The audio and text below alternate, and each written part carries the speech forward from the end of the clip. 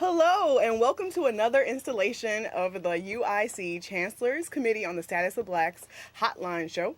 Again, my name is Tarri Strickland, and I'll be your host for today. I would like to remind you guys that this is a live call-in show, so please give us a call. The number is right there on the bottom, 312-738-1060. I am so excited because I have an awesome guest with me today. Actually, one of our great colleagues from the university, Danielle Simmons. Or I'm like so messing up your name already. Yeah.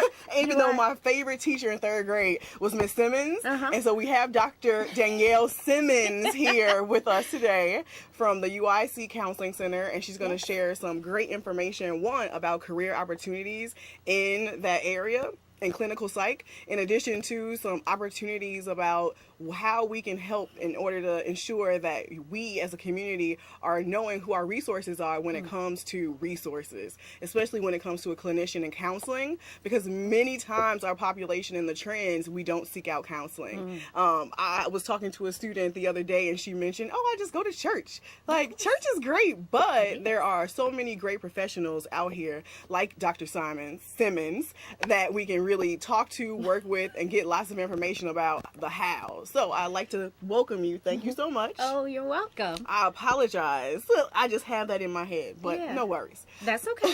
So I wanted to talk a little bit about your background, like as far as your education. How did you decide that I'm going to get a PhD in counseling? Yes. So my name is Danielle Simmons, and I do have a PhD in counseling psychology from Iowa State University.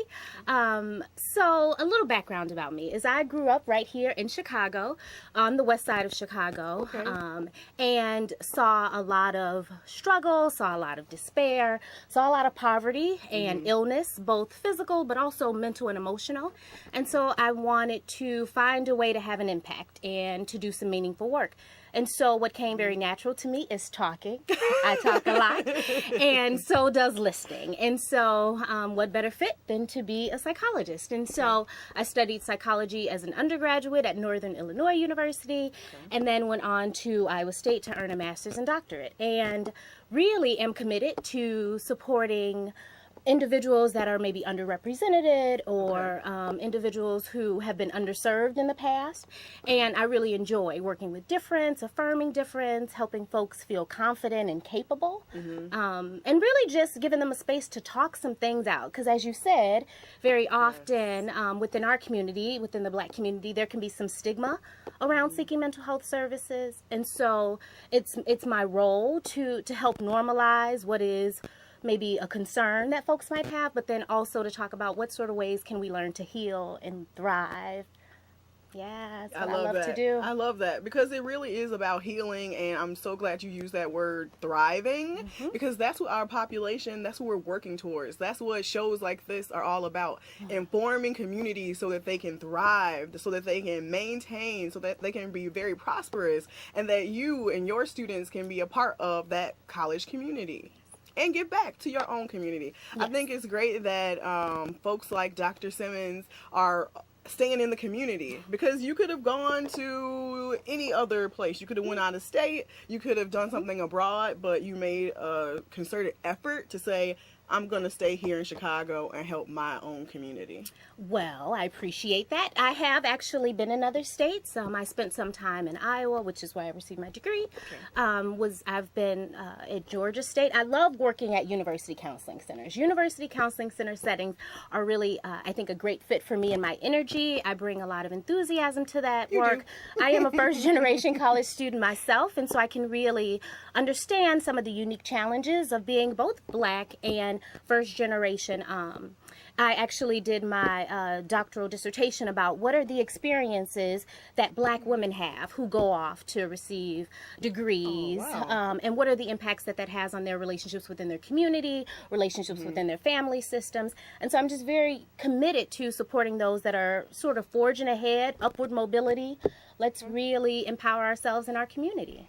Let's talk about steps when it comes to seeking out counseling. I know you're in the university setting. So if there was a student, let's say, interested in just talking things through, or let's even back up, like what are the particular topics and things that our students and community members are coming to clinical psychologists for? It's a great question. So very often we see things like stress, anxiety, depression, relationship concerns, identity-related concerns, lack of social support, feeling disconnected, of course, academic concerns, because we're in an academic setting, adjustment to college. And so when I think specifically of Black students, I think there could be the unique experiences of feeling like, do I belong here? Especially if you don't have that lineage of or legacy of support.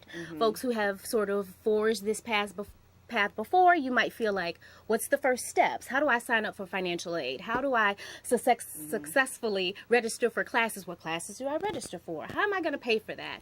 You know, the counseling center is a resource, but then there's a whole host of other resources available on a university campus. And so I really encourage students, like, if there's anything that's getting in the way of your success or your aspirations, come and talk to us. If we're not the place to support you, we'll refer you to that place. We have strong connections across campus, across the Chicagoland area. And so, I actually believe everybody could benefit from a little support. Oh, yeah. I do know within the Black community, though, sometimes we can have a stigma around, like, I ain't crazy. I don't need no mental health services. And so really trying to normalize and demystify that process. It's not as scary as a lot of folks think. I am not a shrink. I'm not shrinking your head. Actually, I like to say I do the opposite. I like to help you increase awareness, increase your understanding of yourself, your capabilities. As a counseling psychologist, I usually work from a very strength-based model, and so I want to build up people, I want to build up communities, networks, and so I do think in some ways this could, like, counseling could be a really safe space just to get to know yourself. Oh, yeah, and that's so powerful. You made it seem so simple. Like, oh, if you have problems with your classes, oh, if it's stressful, oh, and many of our students have those, oh, my goodness moments, but they don't feel as if I should go and talk to the counselor. Oh, of course. So what are some tips for our students so that they feel as if, okay, this is a safe space for me to come in, Dr. Simmons is there, like, this is a safe space for you to grow? Yeah. You know what? I want to really honor the struggle and the challenge that it takes to seek mental health services. Very often, if our leg hurts, if our arm hurts, we are going to go to a doctor and get that checked out. Now, some of us won't. Actually, some of us ain't been to the doctor since we was born. But, and that's maybe not the most healthy way to exist. And so, fortunately, the resources that you've paid for through your student fees allow you to have access to these mental and emotional health services. So, hold up. So, you're saying that these are free services to our students? How wonderful. Yes, it is. Free and confidential. And so it takes a lot of courage to sort of make that, have that realization of, I need some support. I can't do it on my own. I've talked to my family. I've gone to church. I've prayed about it. And there is nothing wrong with any of those things. I think you should have a whole host of options to rely on. Your toolkit. Yes. And I want therapy to be a part of that. And so the steps that folks can take, I think if you're interested in doing that, one is to simply contact a university counseling center. If you are a student at the majority of schools, whether it's a community college or a university setting, they usually have a counseling center or a wellness center. And so you can certainly access services that way. If you're a member of a community, you can certainly seek out community mental health resources. And usually it's as simple as making the phone call. Now, I think that's the hardest step, is making that first call to say, hello, can I see somebody? I think once you get into the office and you start talking and you feel like you've connected with someone, you feel like they're not judging you, they're not there to, I think a common misconception is that therapists are just there to give advice. I'd like to say maybe some do, but not so much. I think it's really a space for you to explore yourself and kind of explore, what do I need? How do I cope with stress? How do I, like, in not always positive ways. Sometimes people realize, like, ooh, what I've been doing is not so good with me, for me. Yes. It's not so good for my health. It's not so good for the kind of life and lifestyle I want. And so sometimes it's as simple as making the phone call. It is. We want you to make that phone call. If you are feeling any of those things, stressed out, if you're feeling as if that you're lonely on campus or in the campus community, please seek out the Counseling and Wellness Center. Please do, because because there are these great qualified counselors there that will work with you one-on-one and even in a group. Can you talk to us about our group program? So yeah, the Counseling Center here at UIC has a host of, I keep saying a host of, we had a variety of options. Okay. So you can come in and talk to a therapist one-on-one. We also have couples counseling, and only one member of the couple has to be a UIC student. And we define couples very broadly. We want you to define that, so however you identify within your relationship, if this is a couple for you, then you can come on in and seek services. We also have group therapy, which is an unlimited service provided at our center. Unfortunately, because of staffing demands, we can't see every student individually unlimited. So there is a limit on the services we provide. They're short-term in nature, but our group is long-term. There's no cap on that. We allow students to address a variety of concerns, whether that's, again, depression, anxiety, relationships, adjustment, social skills, social connection. We've got a group specifically for folks who have survived sexual assault and violence. We have a group for those who have body image or eating concerns. We have groups specifically for men, for women of color. We really want to offer a range of services. We have these new services we're providing. They're like midday meditations. So you can come to the Counseling Center on Tuesdays between 12:30 and 1 o'clock. That might be the time. And you can take part in a relaxation meditation activity. Again, all these services are free and confidential. I love that, because many students aren't aware of things like meditation as an option, especially to break down that stress, whether it's classes, whether it's family, whether it's financial. Like, it's the gamut of things that our students and community come to us with. Yeah. Well, there is one service I love to sell. It's called, so it's a group, but it's a very skill-based group. And it teaches students how to learn to manage their emotions, how to self-soothe and regulate your emotions when we get activated. You know, going from 0 to 100 real quick. we gonna teach you how to bring that down real quick too. Love it. We also want students to learn how to effectively have relationships, how to communicate assertively versus aggressively or passive aggressively. You know, we really want to help students feel empowered to use their voice, and there are certainly appropriate ways to do that. And with that said, I want you guys to know, like, these are resources that you don't have to wait for. So incoming freshmen, go visit our counseling center, learn what they have to offer. Maybe one of your friends will need to be referred to those services. I let many of our students know, sometimes it's not even you, but learn about services so that you can let family, friends, and other supporters just know what's going on and how can I help you. Because everyone wants to help someone, right? You really want to try to make everyone's life a little bit better. And sometimes you're not the professional to hear everyone's issues, problems, even just concerns. Because sometimes it's not truly problems, it's just what's going on in someone's mindset, what's going on around them that they just need to talk things through. Yeah. You know what's so interesting is we actually have a service through the Counseling Center, which is called consultation. So if at any point you're feeling concerned about yourself, but you're not sure, do I actually need therapy? Would I benefit from therapy? Or maybe you're noticing a behavior in a friend or a loved one, or they've made a comment or something that's a bit concerning for you. You can reach out to the Counseling Center and consult with one of our licensed professionals, one of our staff members, and we can help you explore what are some options to intervene, what are ways that you can provide support. And we really want to encourage appropriate support, because sometimes I think people have great intentions to help, but we also have to acknowledge our personal limits. Like, if you're the person in your family or in your friend group that people always are talking to, you're the therapist of the group, but you're not getting paid for that, you haven't been trained to do that, that can really be draining for you. That can really have an impact on your own mental health. And so as much as it is good intentions to have an impact, I think it's also important to sort of know, when has this crossed a line? When has this exceeded the support that I feel comfortable providing? Okay. And then do you guys come to us? So if they're a student group, can you come and visit them? Oh, is there how anything? wonderful. This is great. So at the UIC Counseling Center, one of my positions is I'm a counseling psychologist, so I provide therapy. But beyond that, I am the assistant director for outreach. And so what that means is going into classrooms, going to student groups, and talking about about mental health and wellness. We so present, you come to us. I'll come to y'all. Tell me, because I us. love it. Actually, outreach is one of my favorite things to do because of the stigma of seeking mental health services within underrepresented groups or within diverse groups. I think that there's a history of trauma. There's a history of sort of being mistreated by medical advisors. And so I could certainly understand some folks' hesitancy with seeking out that support. So for that reason, we really try to meet folks where they are. Where are you? If you are in a residence hall and you want a program, if you're in a student group, like, we'll come to you, and we really try to make sure that all our programming is multiculturally appropriate. You know, we do have a diverse staff, but I also think there are ways that we could be more diverse. And so sometimes students will come in and sort of say, like, I want a therapist that looks like me. And it's important during those times to have really great, meaningful conversations about where is that need coming from? How might we accommodate that? If we are able to accommodate that, we certainly try our hardest to. But there are some times where we really have to explore potential other options. And sometimes that means sort of working with your therapist to say, like, have you worked with a Black student before? Have you dealt with this kind of issue before? You know, like, clients have a right to come into therapy and ask for what they need. I'm so glad you said that, because that's a big piece.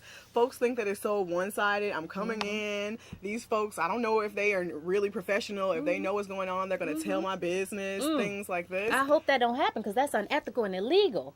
Psychologists have a requirement. I mean, this is a part of our responsibility. We have to maintain confidentiality. The only time that a therapist will not guarantee you confidentiality, if you talk about wanting to harm or kill yourself, if you talk about plans to harm or kill somebody else, any kind of abuse to a child, a dependent adult, or if for some reason a judge was to say, hey, we want to subpoena those files. That's a time where we can't guarantee confidentiality, but aside from that, everything we talk about remains confidential. And things like sexual assault, like, we know that there might be some stigma around seeking support for that. And so we handle those topics very sensitively, very intentionally. We make referrals to a variety of resources. There's a phenomenal resource right on our campus, the Campus Advocacy Network. We refer there specifically for, like, you know, sexual assault, violence prevention, harassment. But yeah, we really want to approach work that is sensitive, that is thoughtful. We want folks to feel safe, because truly, I feel quite honored that my job is to listen to and support people. I feel like I could not have been placed in a better position. It really fits my style well, and I've received, you know, really positive responses from the students that I support and the students that we support on campus. And so it certainly has been, I think, meaningful. I know it has been meaningful, because I get the opportunity of working with those students on the academic side, and when they're just frustrated, there's no one to turn to, and I'm sometimes referring them, and it's like, hey, I didn't know that this resource existed. And others say, wow, I did not know that this opportunity was here on campus for me. I didn't think I was the one that should go check them out. Yes, check them out. Check us out. I say check us out now, because and even if, as I said, if we're not the best place to provide that support, maybe you don't need it. Maybe just a one moment check-in. I like to think of it as a check-up from the neck up. Like, if you are wanting to just come in and just see, like, how am I doing? Maybe it's a one-time thing, but if you are needing more, we're here. And if we're not the place to best service you, we'll get you some referral options, because I think a lot of students get concerned about, like, the financial cost of that, which is why it's really fortunate that it's free. But if you're even needing resources beyond that, like, we can refer you to community resources that have low-cost options, sliding scale fee, which is based on, like, your income. And so there's certainly options. That's great information. I want to remind you guys that this is a live call-in show, so please give us a call. The number is below. It's 312-738-1060. And we're here talking about clinicals and counseling services that are at your fingertips, whether it is you phone calling them in, you walking into their office, or even finding them on the web. Do you guys, what's your website? We do have a website. So if you go to if you type, UIC, type in the search engine Counseling Center, our website comes up. as a part of my outreach position, I update the website often. And so if you see something, tell me about it. Something I need to update. But yeah, on the website is a list of staff bios, also a list of our services. It gives some information about how to get connected to the counseling center, which I'll talk about. So if you're at all interested, our counseling center phone number, 312-996-3490, or you can stop by our office. We're in the Student Service Building on the second floor, suite 2010, and you can just come in and say, I'd like to set up an intake appointment. And once you're set up for an intake appointment, we gather so much information during that intake appointment. I think sometimes students are surprised. So we schedule that meeting for usually about an hour and a half, because we want to have you fill out a bunch of paperwork initially, just so that any support or recommendation we provide to you, we want to make sure that it's fitting for you and your unique situation. And do you have to do that in person, or? Yes. Okay. And the reason we have you do that in person is just in case you were to indicate any one of those. Remember, I told you the times we have to break confidentiality. If you were going to make any mention of those things, we'd want to be able to follow up with you right away, rather than have that happen delay. So yeah, you come in, you fill out this paperwork. Again, it's all confidential, and you and your therapist sit down and actually talk through the paperwork and talk about what's bringing you in, like what are you needing and how might we best support you. And this is your first visit. This is your first speaking with a counselor. They're doing an assessment, a thorough assessment with you as a student. Are you in the office setting? So this is probably many folks. This is probably their first experience with counseling, going into the therapy office. And so you are in an office with a therapist. It's just the two of you for this intake. Unless there is some training happening, maybe there's a second therapist observing, learning how to do these skills, because we are a training site. We have doctoral level trainees. We have postdocs. Oh, wow. We have about 10 trainees that join us a year. We're really excited about our training program.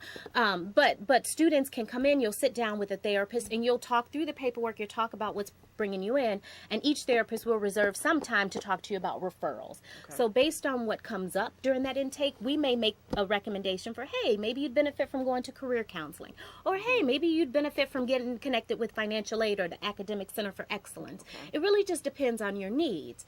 And if therapy is what's best for you, we might talk about therapy in-house, which is our short-term brief counseling model, or we might talk about a referral into the community. We also have psychiatrists on staff at the UIC Counseling Center, and so if there was ever a need to take medication or adjust medication, we could support you in getting connected to that resource. Again, another free service.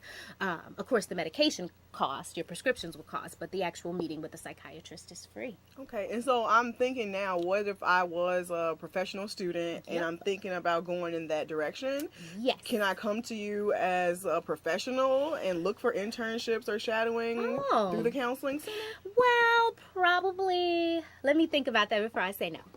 So the way our program is set up is we do have a practicum, which is an externship but you have to be a doctoral level therapist in training. Okay. Yes, at our site. And so if you are pursuing a doctorate in psychology, we have training for those who are maybe this is their second training site. We've had folks, this is their last training before they become doctors. And then we have those that they just received their doctorates. This is their final training, postdoc experience. So we have postdoctoral fellows.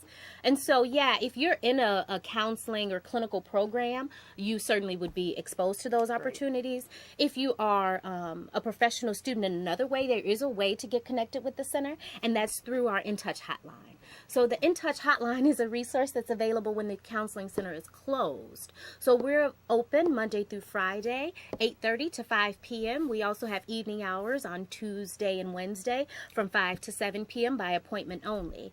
Students who would like to access services once our office is closed can contact the hotline. It's called the UIC In Touch hotline. That information is on our website. And so if a student wanted to access the hotline, they could do that as a person calling in. That's all free and confidential. Or they could take a Psych 386 class. Okay. And that is a class that teaches you counseling interventions, how to respond to crisis calls on the phone. You take that class. If you successfully pass that class, you interview with the leaders of the hotline, and then you could potentially be on the hotline answering those calls. That's great professional development. It's so good. It looks great on your resume and Vita. It's actually a really great experience, I think, for those who want to be helpers, whether that's a psychologist, a counselor, a doctor, a nurse. These are skills that are invaluable and certainly transferable. Awesome. Thank you so much, Dr. Simmons, for coming and talking to us about your own career and about opportunities for our students and community to really just get involved, whether that is getting involved on the side of I want to become a counselor and I want to maybe work with the In Touch hotline, or you just need to come and talk about how you need to be supported in order to be a successful student. So we want to thank you all so much for such a great show. And if you have any questions or concerns, please watch us next week and give us a call, and we'll be able to help you in order to help your students become successful individuals in the university setting. Thanks, guys. Thanks.